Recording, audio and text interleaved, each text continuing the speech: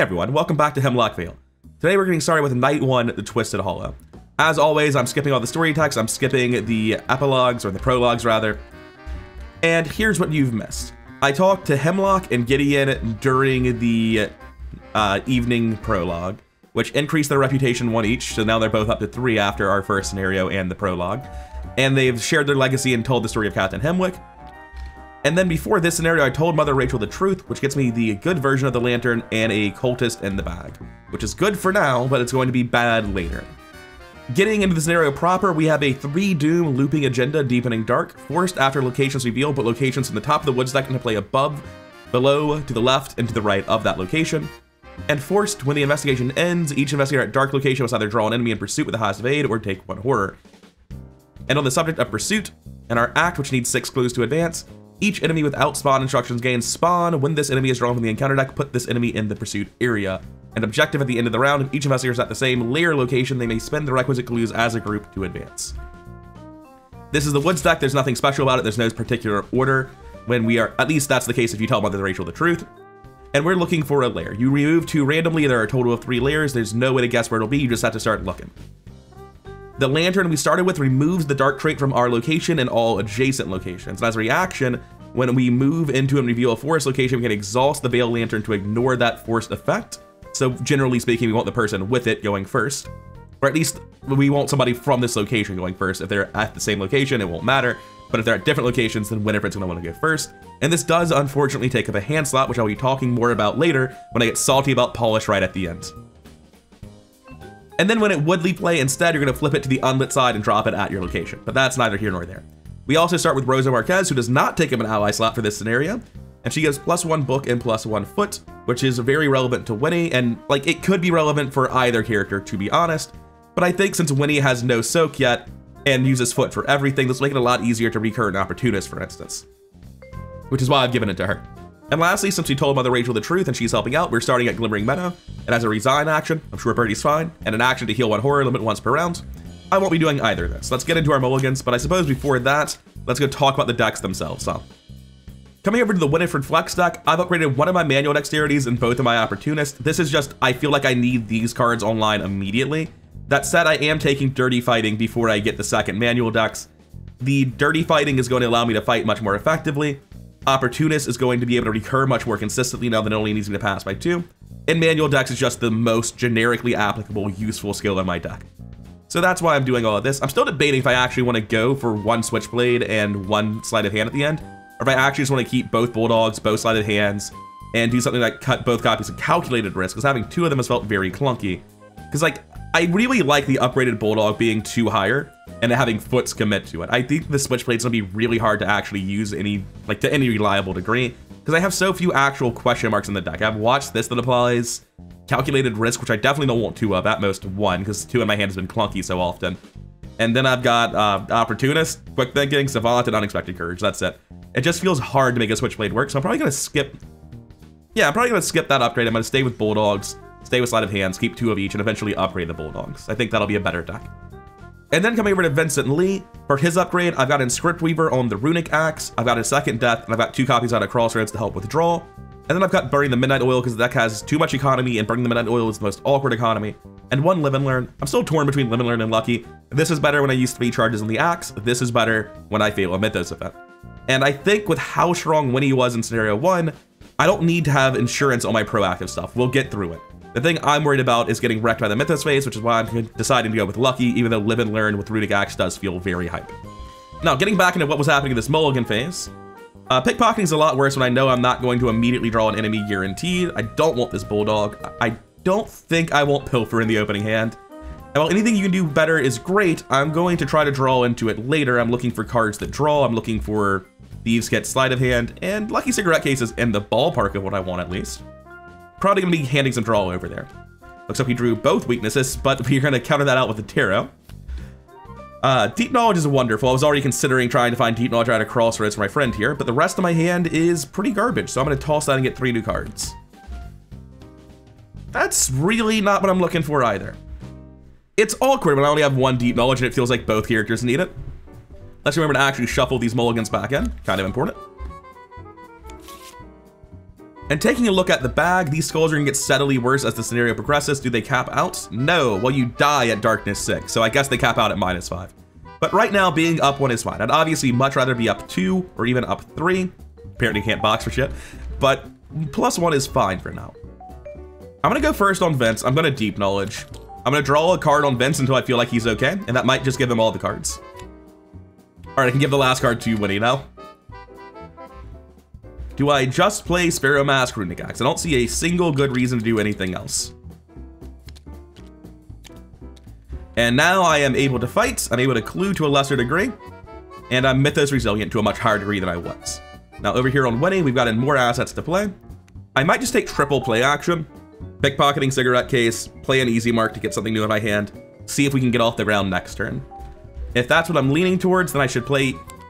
You can also hold easy mark. Winnie's so high draw that holding easy mark will almost always guarantee at least a double easy mark within the next couple of turns. I'm gonna hold the easy mark. I'm gonna play the pickpocketing. Well, no, I'm not gonna play that first. I'm gonna draw a card. Sleight of hand will be good later. And then I'm gonna double action, play out both of those assets, and that'll be my turn. And right now we're desperately hurting for economy in both characters, but I'm sure we'll sort it out eventually. Or immediately, as it were. Thanks, Vince. 1 of 3 Doom and evil cards. This goes into the pursuit zone because it doesn't have spawn, does it? Oh, it does have spawn. This is only if they don't have spawn, correct? So the Forest Watcher is our cultist for the campaign. He's 1 fist, 2 health, but you have to kill him in 1 because he has elusive, so if you attack him, he's going to run away. He spawns any empty location with a Doom. I'm going to put him there. I'm just going to move the map to the left because I know that we're going to be heading out in that direction. And then we needed the evil card for Vince. Stolen Light's not a huge deal right now, because we're just gonna put it on the same location we sent that guy to. Okay, we flip the Veil Lantern to the unlit side and we drop it on this location.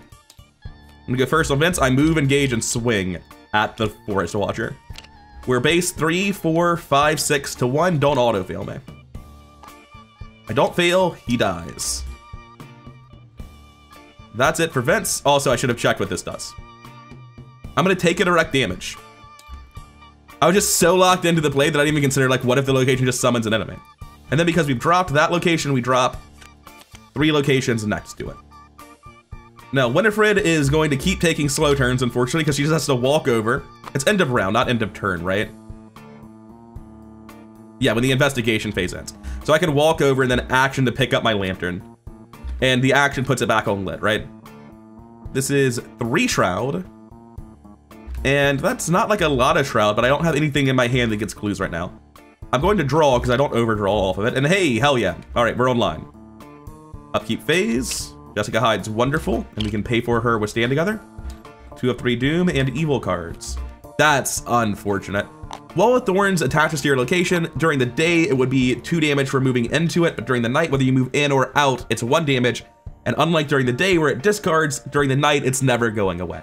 Thankfully, this is not at a location we're gonna need to interact with too much more, but it is somewhat annoying.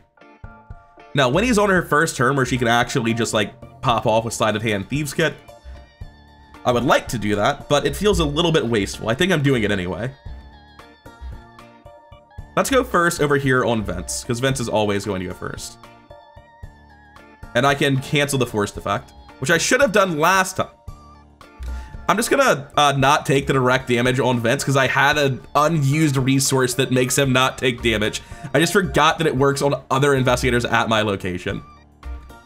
Just gonna retcon that action that had no cost that was obviously correct and I just forgot it existed.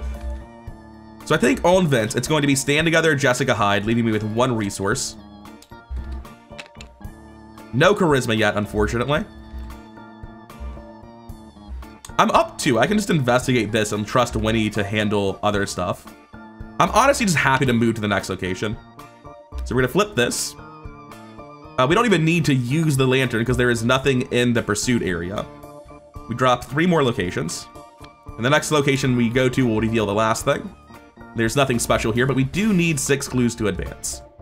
Which brings us back to Winifred. Oh, and we take a damage when we leave, and when our turn ends, we get on the mend as Jessica heals. Now on Winifred, I'm just gonna start trying to do stuff. I play Sleight of Hand for 1 resource, get a Thieves Kit into play. Our base value is up 3 because of our ally. No opportunist here. I'm gonna manual dex quick thinking off the bat. There's no way for me to get more draw than that, unfortunately. This gets me +4. I was already up 3, so +7. -3 is a pass by 4. I will take my draw. I will take my 2 draws from manual dex and my 1 draw from Winnie. I will get my action back from quick thinking. Second Thieves' Kit is not really super important. Pilfer is nice. I take a clue. Reevaluating what my new options are. It looks like I'm going to be using another charge from this. I gain a resource from success, by the way. I'm going to use Unexpected Courage. Watch this. I'm going to bet all of my money because I feel on top of the world. I'm at +6 compared to the test. That is a pass. I get all of my money back. I double it. I draw a card because I'm winning. We got that second easy mark I was talking about. And I make a resource from the Thieves' Kit as well. I'm forced to go right, otherwise I won't be adjacent with Vincent, so I go right. Which is an action, and I take a damage for doing it. Sorry about that, Doctor. In case something puts damage directly onto allies, I'll put it on myself. I don't think anything will, but it might. There are clues here. I'm up 3 default, but I don't have great commits for it. I'll just take the Investigate up 3. I don't have to commit for it. Up 1. Nice star. Good timing. Someday that's going to go off on something that matters.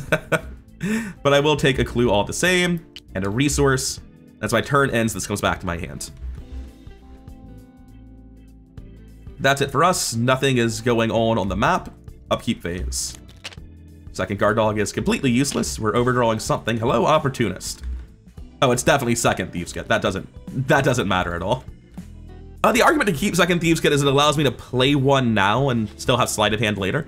I think I'm using sleight of hand on the bulldog anyway. Like, I think I just play the Thieves' Kit out, I exhaust it, I use a couple of pilfers, and that's all the clues we need this scenario. That sounds right to me. So I'm happy with discarding that Thieves' Kit, bringing us up to the agenda flip. We haven't done a ton of progress here. On the agenda flip, we put each enemy at a dark location and not engage with an investigator into the pursuit area. There are none. We shuffle every unrevealed dark location. So everything except for the ones adjacent to us. Along with the top 2 cards of the Woods deck, there's only 1, so I'll do my best. And then we place them on top of the 0-card Woods deck, so again, just doing my best. Flip each revealed empty dark location to its unrevealed side, discarding all tokens. So you become unrevealed, you become unrevealed, you go away. These only go into play next to investigators, so they don't go into play because that one's already there, because the stuff next to us is lit. Does this only apply to revealed locations? No, it works on dark locations that are next to us and unrevealed as well. There's a head test, but it literally doesn't matter because I can't get an enemy from this. And then we start back over. I'm gonna just adjust the board a little bit. Not that much. To put us back in the middle of it. And we know the stuff to our left isn't important. And the very first part that I skipped is you click this up to 2 darkness. And if the darkness level were 6+, we would immediately lose. I'm completely fine with the pace we're at so far. Also, these skulls are getting worse. And now it's time for evil cards. This goes into pursuit because it has no spawn condition. I'm gonna worry about it when it spawns then. We get Swarm on Vents, playing the hits. I'm going to use a charge on Sparrow Mask because if it fails, I'm just gonna get the charge back, testing 3 to 3. I'll pass. And that brings us to our round. The Black Amatia, when it does spawn, will be a 2/2/3 massive enemy, which is actually preferable for me to aloof by far. And after you discover a clue at its location or a connecting location, if it's ready, take 1 direct horror. Cool. I don't think that's gonna be a problem for us at all during the night. During the day, it will be much more annoying. I'm gonna play this Thieves' Kit the hard way on Winnie. And then I'm going to investigate with its second action. We're up 3. I don't have a good commit, and I'm okay with that. I'm gonna try to save easy marks till next round. 0. I get the clue, and I'm going to activate this ability on Dr. Rosa Marquez to read her codex. I can choose any location in play and reveal it, ignoring its forced effect. I'm gonna pick the one above us. Oh, it's the objective. Does this trigger when I enter a location or when I reveal it? When do I place this down? After it's revealed. So now I get to these. That's the objective. I don't think we have enough clues yet. Yeah, we're 1 short. And we get to ignore that forced effect, so we don't need to worry about that. I'm actually not going to move up on Winifred. I'm going to take this turn, because if I move up, I'm forcing Vince to move up with me. And then, like, someone's going to have to do the backtracking next turn anyway. I'm going to stay where I am and play double easy mark. I think I've gone as long as I can without playing it. Second Opportunist and a manual dex is very nice. And that'll be it for Winifred. I feel very confident I triggered the cigarette case, but I'm actually going to pause recording and double check that I did. I pulled a 0 while up 3. That is, actually I was up 4 because of this. But yeah, quick thinking is a wonderful pull. So we're looking like we can get some shit done. But for now, the important thing to do is to sit still so I can have Vince circle around like this. Vince, pop out to the right, see what's going on. Oh, it's all in events. That's why I thought it didn't spawn. After you discover a clue at this location, it's entirely beneficial. So there's nothing to cancel. That's the one clue we need, so I'm just gonna test it at 5 to 2. I'm going to take the clue and walk back. I would like to buy Pathfinders, please. I definitely think the campaign I was playing was very nice to Vince's lack of mobility, unlike the scenarios I've been playing this time, where his lack of mobility with the way I'm building him hurts him tremendously. Perception's nice, though. Over here, our hand's great, but it's also too big. Do you really need 2 Savants and anything you can do better? Well, Savant with Opportunist is pretty good. It's Unexpected Courage. What am I talking about? Got a million things that are good with Opportunist. There's a second gun in my deck, and I don't need the gun currently, right? Like, I can never play 2 guns. I think it's actually the gun that gets tossed, because I'm not fighting. That's his job. Top of the round, 1 of 3 Doom and evil cards. We were both, yes, we were both in safe lit locations. No spawn condition, welcome to the pursuit area. Anyway, over here, Bloom. Right, after quickly double checking the rules, Bloom can't hit the pursuit area. So it's going to be the second part. If nothing was healed by this, discard cards until a Flora card is discarded and draw it. Were you a Flora card? No, Flora is going to be the enemies. Cool, we got a second one up here now. That's it for the enemy cards. We got blanks. Yeah, I'm gonna go first on Vince and just move double investigate up 4, because his investigates don't take any investment. That's going to be 1 clue, 2 clues. And then his turn ends and that heals. Already have on the men, so nothing to do there. Then Winifred's going to walk up because she has to. We have the 6 clues we need to advance. And really it's just a question of, like, is this hand perfect? Do I want to change this hand in any way? Is drawing cards just to draw them beneficial? No, it probably forces discards due to hitting something like arrogance. I was thinking, what's the other weakness it can hit? I fucking forgot to roll my other weakness on Winifred. Well, let's do it now, I guess. Well, hypochondria can be scary, but whatever. I was so hyped about self-destructive on Vincent being positive, I just stopped rolling weaknesses. But if I hit like second pickpocketing or dirty fighting, it's so good. I didn't. A part of me is like, just do a random investigate with quick thinking and manual decks to try to cycle cards in your deck. It's so stupid. Why would I even consider that? I'm gonna draw again. Like, I'm fine. I need to find dirty fighting to help with bear. Upkeep, because there's nothing else happening. Calculated risk, unexpected courage, and nimble seem like they are the worst cards in my hand. Like, I'm still happy to have just milled them.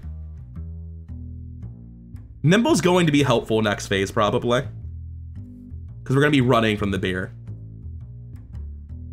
I've already got plenty of unexpected courages with this Savants, same with calculated risk. The last card is the difficult one. Is second opportunist in my hand completely unimportant, actually? You only really want the first one? It lets me double commit them with like any other skill and feel safe is the big thing. I hate to do it, but I'm gonna toss second Savant. I've upkeeped on Vince, 2 of 3 Doom, and evil cards. Welcome to the pursuit area. You have no spawn condition. Oh, wait. We're getting ahead of ourselves. This might actually be an invalid draw. Let's see. We get Ursine Hybrid. And he has spawn instructions to read the bear. I remember this. Choose the bravest investigator. Congratulations, Vincent. I hear you're very brave. Neither of these characters are in play. We simply haven't done their story stuff to get them set aside and have any access to them. So we go to the bear 2. I can choose to take a trauma. Sorry about that physical trauma you're taking, Chief. I I don't think taking a trauma in scenario does anything, but it says a direct damage and a trauma, so it doesn't matter. You know, the first time we did this scenario, I think both times we did it, one of these people saved us from the bear. I didn't know that Mother Rachel also just packed heat and shot the bear. It feels a bit out of character. Anyway, Mother Rachel intervenes. It is spawned at my location with 1 damage dealt to it and exhausted. They want me to set aside each empty dark location, which is these. Every other location is lit. It wants the set aside Twisted Hollow with 3 random Western Woods. So these are supposed to be set aside in the same group. It gets 1, 2, 3. Then all the other ones go on top. And that's our new wood stack. And because of the lantern lighting all this up, we don't do anything else. Set this to the side so it doesn't get knocked off. Move it down to center us. You guys can continue hanging out up there. And since nothing in this has affected the Mythos deck, this guy is still the draw. Nothing changes. Now we have a lightning bolt to spend a clue to look at the revealed side of an adjacent location. Our objective is to find Birdie, who must be in the bottom 4 locations. That must be where he is. Now, coming back to the bear we've just spawned, it is a 5/5/3. Spawn, read all of that, Hunter retaliate, it gains 2 players' health, and forced if it would be defeated, if it is Act 2, which it is, heal all damage from it and put it in the pursuit area instead of the victory display, so you can't kill it. And a fun fact, I remember doing this very vividly, we're like, ha, idiot, we know how to play around this. We put it to 1 health, and then we were going to kill it as soon as the act advances. When the act advances, it heals all damage from it anyway. Hitting this at all is a trap. It's just a way for your fighter to pretend they matter. Have someone trip it if at all possible. It's far more efficient. Anyway, that was just the end of the round. Now we advance the agenda. We do all of it again. This is already set up exactly according to what it's going to tell me to do, but we do increase the light level and decrease the value of the skull. And this time the head test will matter. It's a 3 head test. If we fail, we choose an enemy. Oh, that's very generous of you. I would like to pass. I think I'm going to Savant and Opportunist. It's a 3 head test. I'm at 1 + 4 is 5, 6, up 3. Savant's not good enough to commit Opportunist to this. Committing second Opportunist isn't good enough either because we have to beat -3 by -3. We have to beat -3 by 2 to feel safe. So we need to be up 5. We need a total value of 8. We're at 1, 2, 6. Anything you can do better puts me safe, doesn't it? This is 6, 7, 8. If I get a -3, I still get Opportunist back. I get my Winnie card. Hi, Arrogance. I don't get Opportunist back if I get Curse -3. Good job. But I do pass. What just unplugged? All right, we've got 9 turns left till the darkness kills us, and the skull tokens are getting pretty bad. We know not to go down, so I'm just gonna start by moving the whole board down. Oh wait, actually it's the opposite, right? We know that going up isn't helpful. So it's better to go down to avoid any negative effects. I'm just gonna leave these guys in a pile since apparently I pick. Okay, I'm going to walk down, and I'm gonna do this correctly this time. I'm going to drag from the top, and we know that none of this matters. So I'm just going to immediately walk down again, because there is a 0 chance that any of that can matter. And I'm going to move this manually to save space. And now this first one, it cannot... What have I done? Hold up. It's fine, it can be fucked up, but it can only be fucked up where we're not going to be. We know this first one isn't it, but the one on the right can be. Also, we have to reveal this. It all happens more or less simultaneously, so it's not a big deal. We can have Vince double move and investigate to reveal this. I'm going to move one more time on Winifred. I'm gonna go ahead and just not do that with my Veiled Lantern and put 2 locations like this. And that'll be it for Winifred. Like, we just have to sprint down and get to the location that matters. Vince is going to double move. I don't know if we need clues, but last action I'm going to investigate to get this clue didn't spawn because we got that location already. But it is difficulty 3, I'm up to defaults. I would like to cycle this perception, but at the same time I don't need to, and I can use lucky if I do get unlucky. There's a lot of -3s. I feel like beating that's worth doing. I have no on the men coming in. I'm actually going to cycle the perception. I can own them into deduction check if I have to. I have lucky for deduction checks, which is more important on. Just beat the -4. Like I said, perception for that is less of a problem than lucky. And since we got it, we can look at the revealed side of connecting location, and this is the one that could be the objective. That's why we check. That's why we count which card goes where. At the end of the round, each investigator surviving at the Twisted Hollow, investigators may spend 4 clues as a group to advance to Act 2B. How many clues are here? 2. So we need 1 more from Winifred before we can do anything.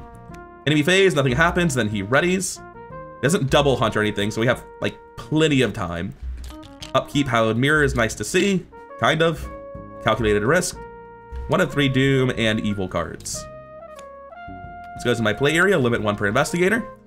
The first time you draw 1 or more cards from your deck each round, take 1 direct horror. No fucking thank you.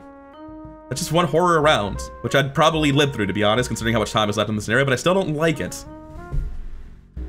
Vince will need to deal with that at some point during my turn. I'll take 1 horror from it for sure.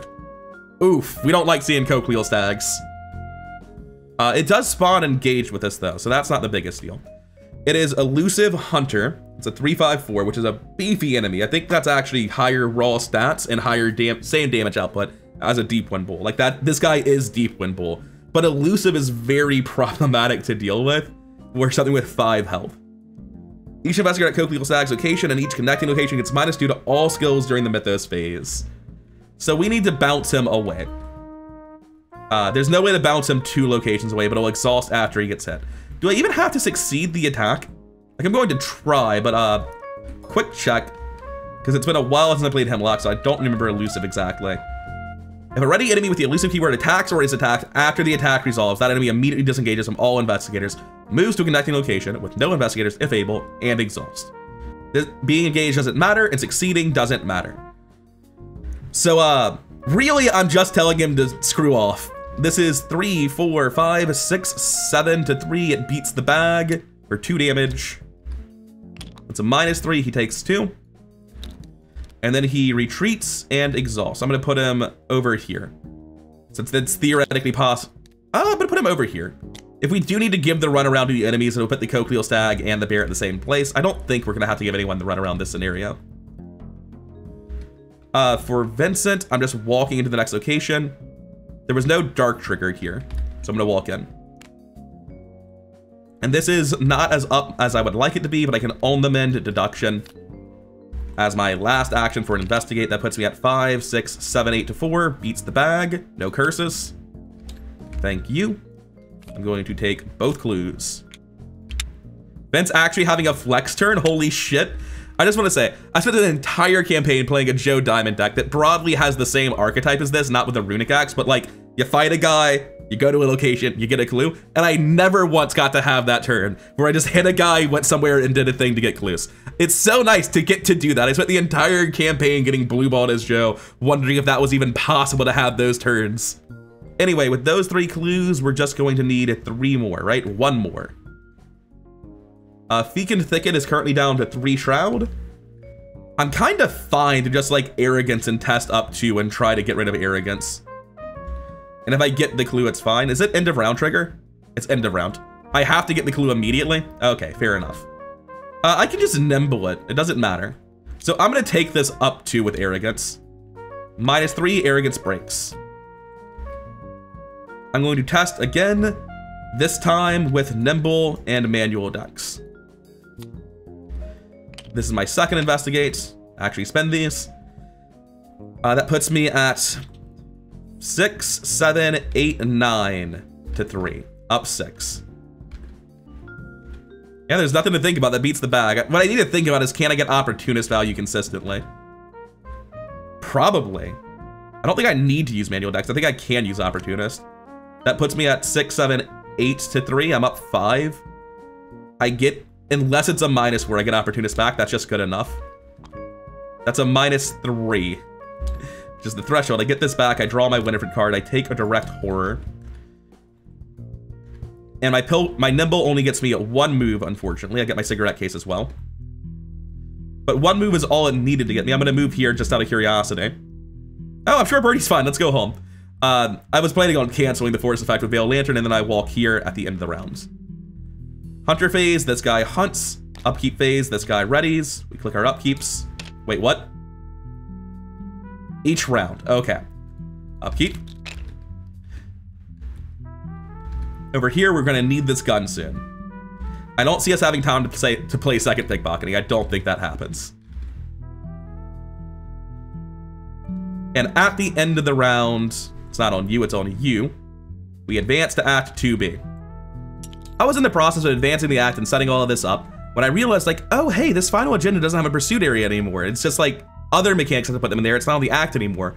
And then I realized that Where's Birdie doesn't say that. It was actually the front side of the bear that said that. So as of Act 2, anyone I got shouldn't have spawned up here. They should have spawned with me. Thankfully, we ran at a breakneck pace through Act 2, and all the enemies up here were up here when I summoned the bear in the first place. So I got lucky and didn't mess up that rule, because I just didn't realize that the thing that was, like, to me, a persistent scenario effect had gone away with the act. So coming back to just before I advanced the act, I'm now left with the same decision I was agonizing over in the past, where I was wondering, do I actually advance? Like, we can, we have the requirements to, but these don't get to us next round. And that means I can spend a turn, I found Dirty Fighting, put it into play, dig for the second sleight of hand. I know it's one of the next 6 cards. I can, you know, on Vince, I can test this, I guess. It's helpful. I think taking a setup turn to prepare for the fight's actually pretty valuable. The issue with setup turns are scary as hell because, you know, there are 1, 2, 3, 4, 5 turns left in the game. It's entirely just, do I want to kill the bear? It's victory 2. I really want that experience. I want to kill the bear. I can easily dodge it. Then I'm shooting it at base 7 with the British Bulldog. It's got 11 health. I've got several swings with an axe. I feel like I can easily kill it. But not without Dirty Fighting. And I need to deal with this card before it eventually kills me. So I actually think I do take a setup turn. Like, I stopped because I was looking at the act and realizing that I made mistakes, but I think having had time to stop just pressing the go button, since this is going to teleport on top of me when I advance the act, it's like, there's very good reason not to. So I'm not going to advance this at the end of the round. We're just going to advance 2 of X Doom, which spawns with me. What is your exact text? Hunter alert, X the current darkness level, so it's a 3/3/3 right now. It only cares about me because, like, it won't even engage other people if it could. And forced after it attacks you, if you control the Veil Lantern, flip it to its unlit side. And then over here, we have Swarm on Vincent. I'm happy to just, like, take a damage to refill this and lose 2 resources. I'm not going to commit cards to this. I don't want to lose the tablet, but I'm always losing the tablet, so just don't pull the tablet. Easy. I fail by 3. I put a damage on her, put a charge on Mask, and I lose 2 resources. Strictly beneficial to get hit by that. I'm just going to dodge this guy on Winnie, I think, and take a horror about it. Is it direct? Why is it direct? Let me use the soak I'm supposed to be getting. Anyway, I'm going to evade this guy. Base 6/3. Opportunist 7/3. I want to be up 6 to guarantee it goes off. Wait, no. I want to be up 5 to guarantee it goes off with a -3. -4 is unfortunate. So if I'm already 7/3, I can commit any skill to this and it's fine. I want to save quick thinking for the bear, which leaves me with manual dice, and I'm fine. I need some draws. I get a draw from Winnie, I take a horror, clicked it the wrong way. And then I evade this guy up the bag. Tablet is fine. That was the threshold I was beating. That was Savant. I meant to put Opportunist up there. Anyway, I'll figure out which card goes where shortly. Manual Dex draws me a card. Opportunist returns the hand. Both of these trigger and draw 2 cards. This guy is evaded. I've got the sleight of hand for my Bulldog that I've been looking for. I'm going to be getting clues for the rest of the scenario with Pilfer. I'm going to spend 3 resources to play Dirty Fighting because it's a critical card for dealing with the bear. It's the reason I took this setup turn. Second Bulldog is in my hand. The first one got discarded earlier. Yes. My discards right now are just Calculated Risk and Cigarette Case, and then probably Easy Mark over a skill, but I might hit a weakness.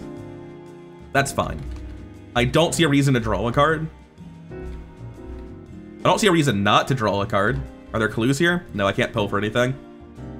Last action, if I Calculated Risk, Opportunist, Punch. That's 3, 4, 7/3. I probably lose the Opportunist. I'm just going to punch with a Calculated Gamble, which puts me at 6/3, which beats like the whole bag and deals a meaningful 1 damage. That beats that. And I put a damage on this guy. That's it for winning. For Vince, I actually don't know if killing this guy matters. So I'm gonna start by doing this book test up 2. I'm just fine doing it up 2. I can also just take a direct horror. Can someone in the comments tell me, am I allowed to take the direct horror after I declare the test? Like, can I just do it retroactively? It doesn't seem like you can, right? That's my understanding. I'm gonna grim roll that because it's something that's unclear to me and I don't want to look it up. And to me, it intuitively makes sense that you cannot retroactively do it. It'd be like reaction if you fail this test instead. This is declared ahead of time. So I'm just gonna take 1 horror to not do the test. In which case, it's worth to kill this guy. I use a charge. 3, 4, 5, 6, 7. It's all right. That beats the bag. He's dead. Which gives me a spare action. It's probably just play Hallowed Mirror. It's hard to argue with that, since Winifred's like actually in a position where she'd be close to dead soon.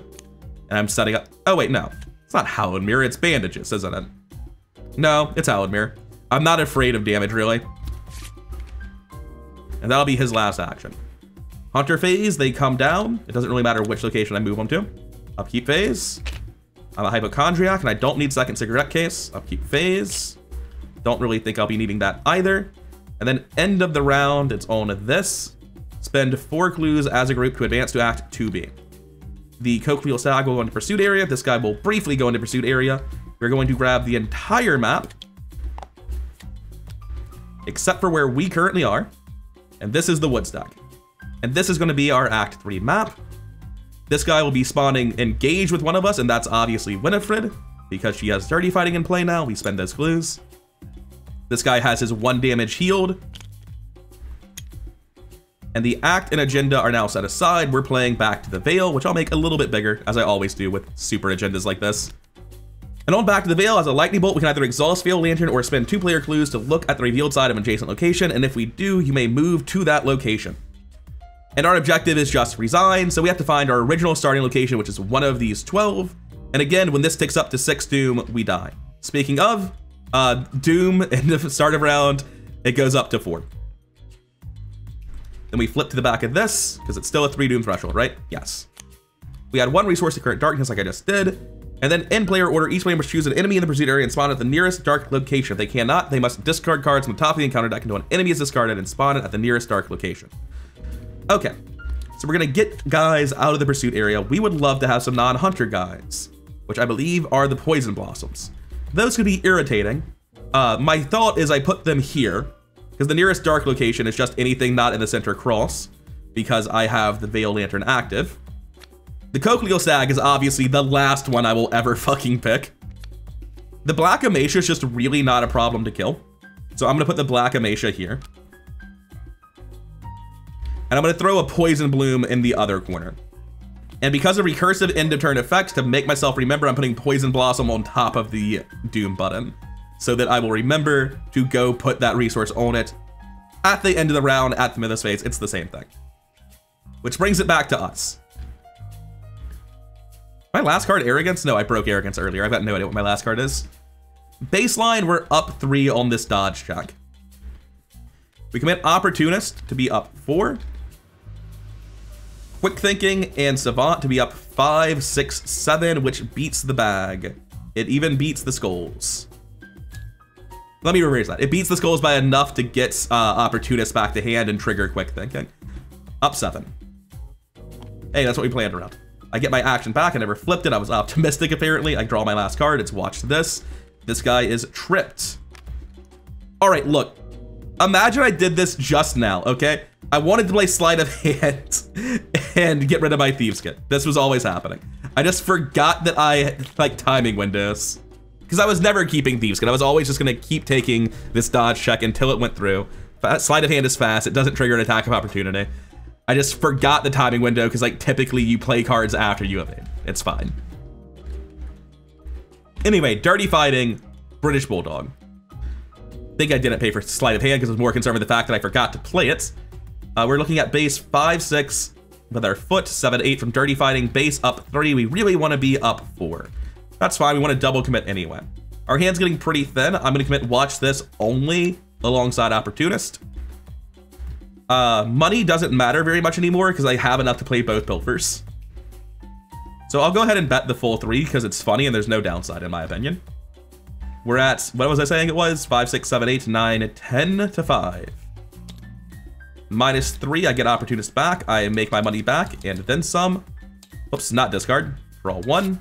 I take a horror, which I didn't put Bernie under my control. I forgot that. It's fine. I'll go grab Bernie. When does hypochondria trigger? 1 or more damage, thank God. Bernie, get down here. I forgot like the whole point was that we were finding Bernie. I just didn't put him under me. I was more concerned with the fucking bear. I get +1 health and sanity. Lightning bolt to take a damage or a horror and exhaust him. Parlay, draw a card. And then he has some sort of vaguely positive effect that I forget the specifics of. And a force after he's defeated, side of side out of play. Don't do that. We're here for him.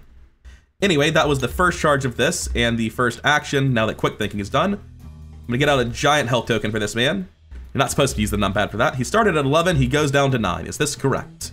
5 + 6, yes. I'm gonna tap Birdie's lightning bolt, put a damage on Dr. Rosa, exhaust him, and do his parlay. Each investigator gains 1 clue or ready the Veil Lantern. I'll do the gain 1 clue. Most importantly though, I get to draw, right? Yes. Calculated risk, not really helping. I'm pretty low on things I can commit to cards at this point. I just have to shoot him again. I have nothing really but Opportunist Easy Mark. Which is still really good. It's 10 to 5. I can very easily get Opportunist back. I can just also very easily lose it.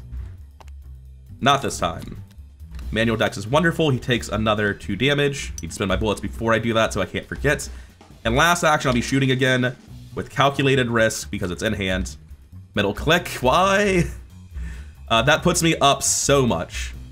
That puts me 11 base, so we just throw an Opportunist. It happens. And this comes back to hands. All right, it's time to start chopping. I think this turns a lot simpler. I don't have to think nearly as hard as I do with Winifred. 4, 5, 6, +2, 8. I beat -3s. I don't beat -4s. I have a lucky, let's not fret about it. Swinging 3 times, up 3. If we have to use lucky, we're gonna stop and reconsider how we're doing it. That's 2 damage. That's 4 damage. 6 damage. Never had to use lucky. He's got 1 health left. Doing a bit better job fighting this boss than the last one. The upgrade on the axe kind of mattered. That's it for us. Enemy phase. Neither of these guys have Hunter, so they're not gonna do anything. This guy's going to ready and re-engage with, I think I'm just, no, he has Retaliate, right? Yeah, we're not gonna hit that before it gets dodged. We're gonna give that to Winnie. Upkeep phase. End of the round. This guy is going to get his Doom. Gonna put this down here to remind myself to put it back. 1 of 3. It's not Doom. That's not what it is. He gets his resource. Hey, welcome back, Psychotropic Spores. Deep Shadows. Test 3 head. This gets +2 difficulty if your location is dark. It is not. And then either take 2 horror or flip the Veil Lantern. 2 horror it is, but I'm currently, I don't have anything to commit really. Sparrow Mask, up 2. But I can lucky if I care. It doesn't happen. And now I put this back on top of the Doom to remind myself to do it again next round. How many rounds are left? There are 3 rounds next agenda and 2 rounds, no, there are 2 rounds next agenda and 2 rounds this agenda. So 4 total. It's direct for some reason though. I think I forgot pickpocketing and cigarette case draws last turn. I'm so bad at the game. I'm not gonna give them to myself retroactively. It's like the turn's gone. I can't see if I fucked it up, but I'm pretty sure I did. I have to take the direct horror on Psychotropic Sports this turn. It's fine. I'm going to evade him. I'm going to commit manual decks.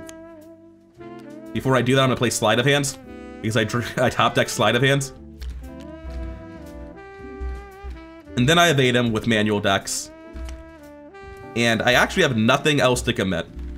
But that's fine, really. Wait, is it up 4? It needs to be up 4. 5, 6, 7, 8. I'm giving it a Pilfer. Even though that really hurts my clue finding game. Like, I'm just out of steam if I don't. I'm giving it a Pilfer.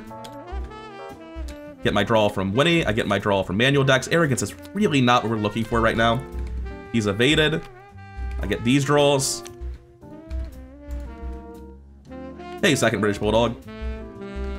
I'm gonna take my dirty fighting attempt with the Bulldog. Interesting game, very interesting. What are you doing? Look, we're just gonna try again, okay? Work with me here, game. Give me the bullets. I'm going to dirty fight with the Bulldog.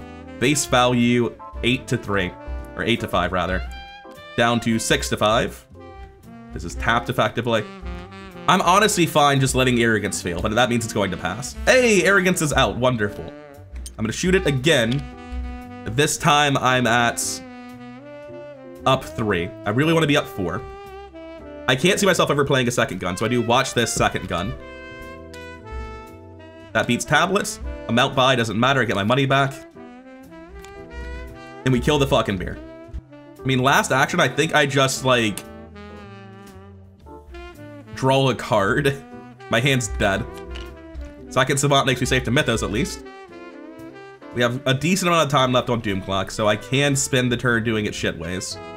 It's direct horror on that, which is very scary. I'm gonna spend all my actions to clear Hypochondria and clear Psychotropic Spores by taking a direct horror. I clicked this horror the wrong way the last time I did that. I can't have 6 horror because I have starting horror trauma. And I've taken a direct horror already, so I obviously just clicked that the wrong direction. That's it for us. Upkeep phase. Easy mark is like fine. Soothing Melody is probably something I don't have time to play. Before upkeep phase, actually. I can exhaust Veil Lantern and I'm not using it. So before upkeep phase, I'm gonna tap this and then immediately ready it. I'm just gonna check directly down. Mushroom Grove is unimportant. I've checked this, I know that it's useless. And then it's going to ready. Probably should have done that the previous round as well, but oh well. End of round, this guy gets his charge.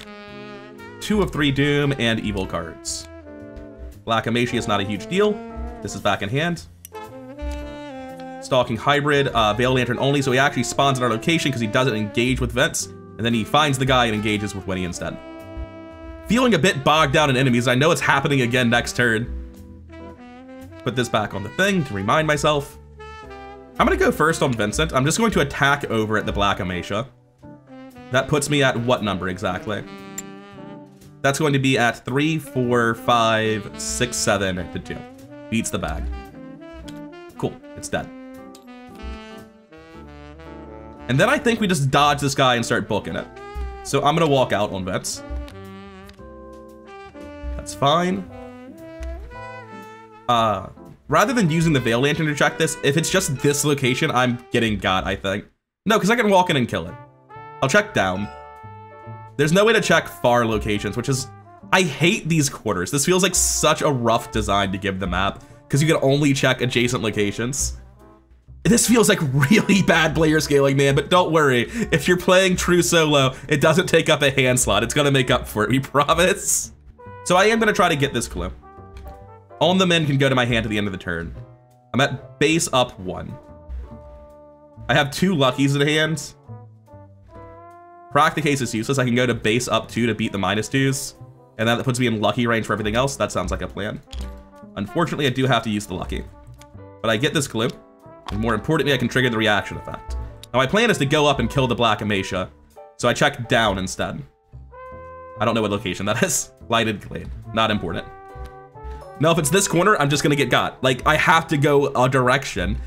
And whichever direction I don't go, I'm fucked. Anyway, over here on Winnie. I need to dodge this guy. Base value up 3. We don't have time to play this gun. We're tripping people and running. So I commit both of these to get my Winnie draw. Up 5. Cool, I get them back. Finally got it. Just not quite on the skills I wanted. Interesting that I put him in my discard pile instead. Not quite. I'm gonna draw 2 cards, one from pickpocketing, one from lockpicks, or cigarette case rather. The question is, do I walk right or do I go up? I think I walk right. I take a direct damage or deal 1 damage to each ally asset I control. I take a direct damage, that's a really easy choice. Let's regenerate this location so it actually has clues on it. Or not, what? Thank you. I think I pilfer this so I can check this location. That doesn't matter though. What's this guy hit for? 1,000,000 damage? That is a bit unfortunate. I'm gonna tap Veil Lantern and look at this guy's location and ignore his corner if it's bad. Mushroom Grove. Not important. And obviously we've seen the locations we've been to. So not in the first 6 of 12. I guess 5 of 12 because you can't count the middle. I'm just going to walk down then. Crooked path. Force Shroud, I can get the clue to look to my right, but there's no reason to do that. because I'm just going to use... Is my Veil Lantern currently exhausted? I don't remember using it this turn. I used it like during upkeep last turn at the wrong timing period. It shouldn't be exhausted because... Oh, I just used it on Western Woods. I'm an idiot. Yeah. Okay, I'm going to spend our 2 clues. Oh, we have more than 2 clues. Nice. I'm going to look at this one. That's the objective. Vince is going to have to make a run for it. 1, 2, 3. Then he gets out next turn. We're good. We're good. Okay. I'm glad it's the first corner I got to. Being in a corner is bad. Being in the last corner you check is worse. That's it for us. Upkeep phase, this man readies.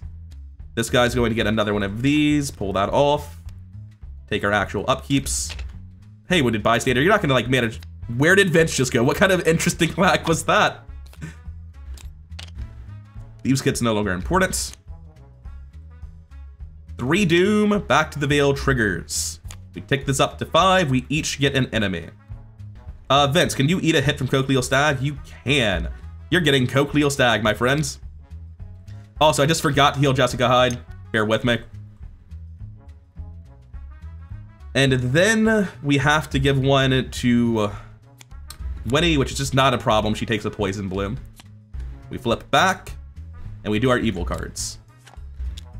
I'm going to put that at the objective. Move and gate. I have to dodge this first. I have a turn. Just don't draw another one, I guess. Swarm doesn't even concern me. Is there a penalty token? Yes, it would get me a Stalking Hybrid, which would probably kill me. I can't really be up 3 here. I've probably forgotten a Sparrow Mask at some point, but oh well. That puts me at base 3, base 5. And I can beat this on a foot test at base 6. I can avoid that cultist. That's fine. Like, gross overkill to play around such a small thing, but it's necessary, I think. And Winnie has one too many cards. She should have discarded something, and I'm never playing this fucking gun. I'm definitely never playing the cigarette case, though. All right, Vince is easy. It's just move, move, move, right? Oh, we've seen these locations, but they're not actually revealed. What were their texts again? You get a pursuit enemy. And you probably get a pursuit enemy. So I actually kind of need to go through the middle on Vince and kill this guy, which is a huge amount more time. Dude, Vince is in a bad spot. Oh, wait a second. He's Veil Lantern only. He'll ignore me. Oh, that's so good. Thank God. All right, Vince is actually solved. Triple move, because this guy doesn't care about him. First move, the Cochleal Stag does an opportunity attack and then disengages and exhausts in the corner. I take 2-1 about it. It's fine. 2 damage here, 1 horror there. Try not to die in the Mythos phase. Oh, man. Investigator Veil Lantern only was so important for that guy. I'm glad I called that. Also, I've already called that I could be moving when I spend 2 clues or exhaust the Veil Lantern, and I probably made this a little bit harder on myself, but oh well, here we are. On Winnie, I'm going to evade this guy, and I am up, honestly, I think I need to drag him to the next location so that he doesn't beat Vince to death next turn. Also, this guy has to take 1 of the damage. Bystander just showing up at the last possible second to die again. Unfortunate if he does. There's really not a lot of counterplay I've got. Yeah, I've got to drag this in the next location, so I do. I walk here. This guy opportunity attacks me. 1 horror, taken on myself. And then I'm going to evade him with Easy Mark and Unexpected Courage, which is up 1,000,000. I draw a card. Skull, that's -4, but it doesn't actually matter. Nothing triggers off of that. Wait, no, these trigger off of that. This guy's evaded. And I don't think there's actually a reason to stay. The Doom's not advancing this turn. I think Vince can't be killed by any single Mythos card. I put Vince in the dark if I leave. Nothing cares anymore. The text for that was on the agenda. Being in the dark is fine now. Which doesn't make any sense thematically, but like rules-wise, I understand it. Can Winnie die to a Mythos card? I haven't seen any Rotting Remain style cards. I think I keep Winnie around. Also, she's not lead investigator. This is just left over from when they were switched on the first scenario when I was doing the preludes and hadn't realized that I should be swapping them. Which does mean I'm drawing my cards in the wrong order, but as long as you're drawing consistently in the same order, it really doesn't matter. He already took his action. It was just move 3 times and didn't bother flipping them. There's nothing Winifred can do that's important. I'm gonna hard play the gun. That's my last action. That wasn't the gun. Been grabbing the wrong card a lot today. All right, that's it for us. Enemy phase, this guy hunts, it doesn't matter. Those two are not doing anything. Upkeep, he readies. This readies and engages, but again, doesn't matter.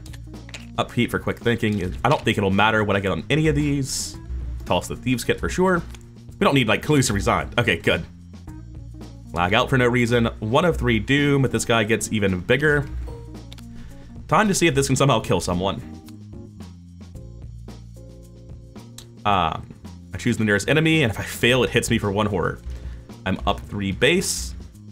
I mean, it's the last check of the game, I think, but just in case I'm wrong, I'll just only commit like enough to beat the bag and trigger my ability. Do I want my ability? I'll just beat the bag. I don't want my ability.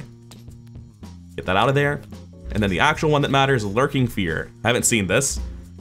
This would have gotten more difficulty if it was dark, so I'm glad Winnie's still here. And it's a, oh, it's a damage test? Well, never mind, who cares? Oh, wait, I do care. It will kill the bystander. God damn it. I've got lucky. I should have owned the mend. I just forgot to heal Jessica while I was taking my full move action because the turn was so simple. So it's on the mend. There's no reason not to commit all of these.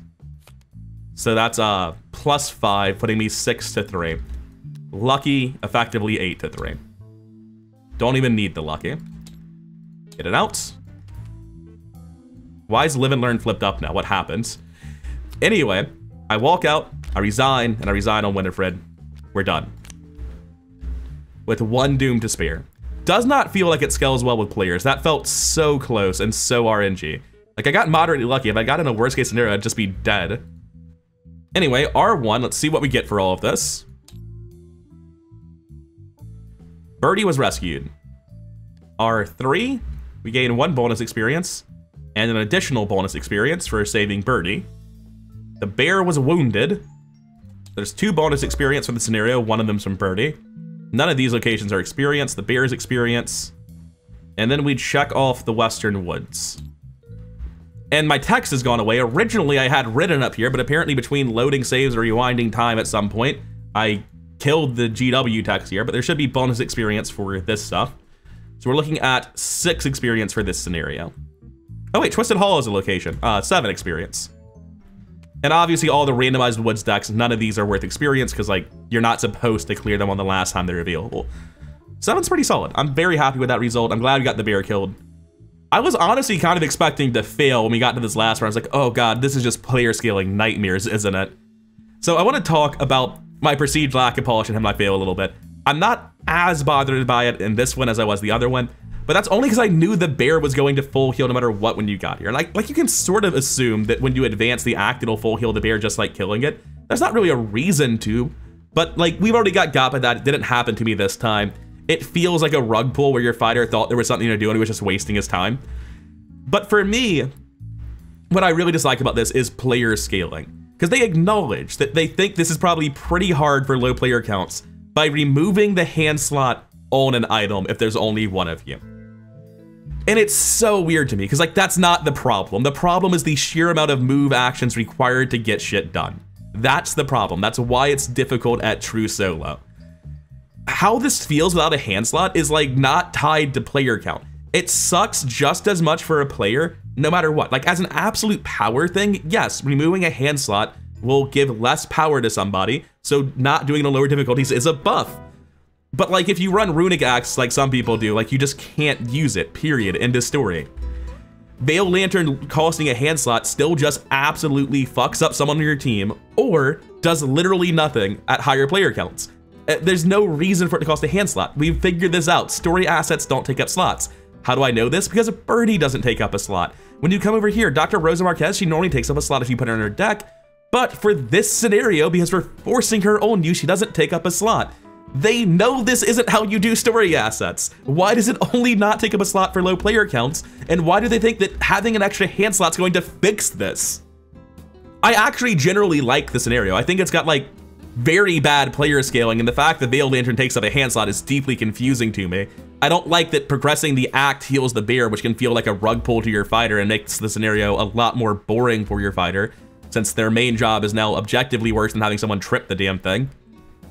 I like the Twisted Hollow, but I can see so clearly how much easier this is with larger player counts and the polish and the rough around the edges, and it just irks me because I can see that this would be a better scenario if it were actually balanced for lower player counts. But instead, true solo, I'm not convinced this is winnable. With a duo, it's very easy to lose this, it feels like. And with trio or 4 players, I don't remember this being hard at all. I remember steamrolling through this with our dedicated fighter wasting half the scenario hitting a bear that didn't matter. I just feel like this every scenario where I walk away from it, and my main takeaway is like, that was all right, but wasn't it a bit weird how X? Isn't it weird that that cost a hand slot, even though they clearly know with multiple other things in the same scenario that story assets shouldn't take up slots? Isn't it weird like how there's nothing to manage player scaling at all in the final part of this, and it's basically just pure RNG in true solo, and still RNG reliant in duos, like as you can see by our remaining time. I don't know, I like this scenario, I really do. But I know if I play it with my tabletop group, we're gonna steamroll it because it's gonna be so much easier in 3 players. And I know that if I played it true solo, I'd have lost, pretty much guaranteed. And when I combine that with the Veil Lantern, instead of coming away with like, oh yeah, slightly above average, 6.5 out of 10, good scenario, I walk away with a bad taste in my mouth, wondering why the hell I could never play a second hand slot asset in my Winnie, because like, it doesn't make sense this is a hand slot. It doesn't make sense that they acknowledge that this is really bad for true solo and lower player counts, but they thought it was fine on 2 player, only bad on true solo, and that somehow a hand slot was the thing that was going to fix this. Every scenario I felt like, I could be wrong, but to my memory, every scenario has some massive polish issue like that. And also, this is a great example of it with the bear. In Hemlock Vale, one of my teammates, one of the people I played with, said something to the effect of, Hemlock Vale feels like it's supposed to be the fight campaign, but every scenario there's some fresh new bullshit that makes fighting pointless or difficult. And I really agree with that. Urson Hybrid's a really scary boss enemy, but killing it is actively detrimental because you're wasting your resources until the 3rd act when you're actually allowed to kill it. The rest of the scenario is actually pretty good as a fight scenario, although it's weird how backloaded it is, how nothing's going to happen in Act 1, and then Act 2, things get a fire lit under you real fast, and it feels like it's not distributed evenly, and the second part's just much, much harder than the first part. I honestly don't mind the weird pacing of enemies so much. It's sort of like an extended setup phase. You should be able to figure out part 1 pretty quickly. But I really, really dislike the rug pull and Urson Hybrid and the player scaling, and I feel like I'm going in circles, so I'm gonna wrap it up here. I've been Rather Coherent. This has been the Twisted Hollow. I hope you enjoyed it. I honestly did too until I start trying to analyze it, and I have very little truly positive to say and a lot negative. Thank you for watching. If you did enjoy it, please like, comment, and subscribe. All that stuff really does help the channel grow. And I tremendously appreciate all the people who are still supporting me on Patreon. Thank you for your time, and I'll see you in the next one.